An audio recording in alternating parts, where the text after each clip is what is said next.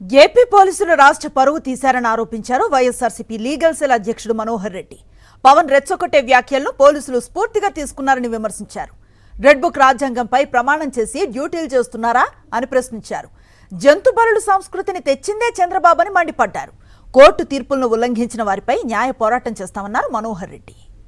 ఈ రాష్ట్రంలోని డీజీపీ స్థాయి నుంచి కింది స్థాయి సిబ్బంది వరకు, కనీసం ఎస్పీ స్థాయి వరకు వీళ్ళేమైనా అంబేద్కర్ రాసిన రాజ్యాంగంపై ప్రమాణం చేసి విధులు నిర్వహిస్తున్నారా, లేక రెడ్ బుక్ రాజ్యాంగంపై ప్రమాణం చేసి విధులు నిర్వహిస్తున్నారా అనే అనుమానం రాష్ట్ర వ్యాప్తంగా కలుగుతా ఉంది. మేమేం చేసినా చెల్లుబాటు అవుతుంది, మాకు ప్రమోషన్స్ వస్తాయి, లేకపోతే మా అవినీతికి అడ్డు ఉండదు అని చెప్పి ప్రభుత్వ ఆదేశాలను తూచా తప్పకుండా పాటిస్తూ చట్ట వ్యతిరేకమైన పనులు చేస్తూ ఈ రాష్ట్రం సిగ్గుతో తలదించుకునేలా దేశవ్యాప్తంగా చేస్తున్నారనేది వాస్తవం. ఇలాగే కొనసాగితే మేము వీళ్లను వదిలిపెట్టే ప్రసక్తి లేదు.